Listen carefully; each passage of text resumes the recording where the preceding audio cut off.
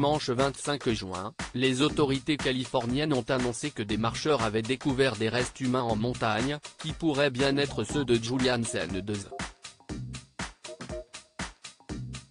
L'acteur britannique avait disparu en janvier dernier lors d'une randonnée. Le 13 janvier dernier, la famille de Julian Sands était gagnée par l'angoisse.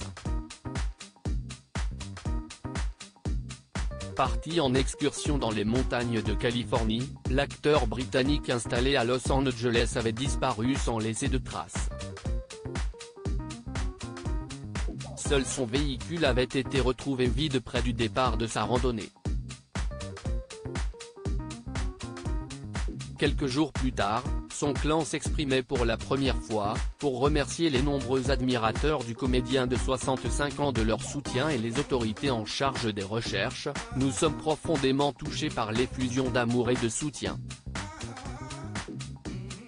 Nos remerciements les plus sincères aux membres dévoués du comté de San Bernardino qui coordonnent la recherche de notre Julian bien-aimé », déclarait-il. Malheureusement, les recherches resteront infructueuses, et l'acteur est rapidement considéré comme perdu à jamais. Des résultats connus dans la semaine mais le désespoir de sa famille, évidemment en quête de réponse, pourrait bien connaître son épilogue dans les jours qui viennent. Ce dimanche, les autorités californiennes ont en effet annoncé dans un communiqué que des restes humains avaient été découverts par des marcheurs samedi matin. Des randonneurs ont contacté le poste du shérif de Fontana après avoir découvert des restes humains près de la montagne, pouvait-on lire.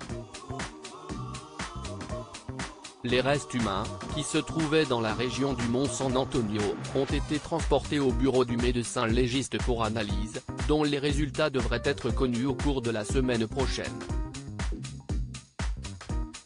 Étant donné l'emplacement et le timing, 5 mois après la disparition de Julian Sands, la probabilité est forte que la dépouille soit celle de l'acteur vu dans Chambre avec vue, Warlock, Smallville ou encore 24 heures chrono.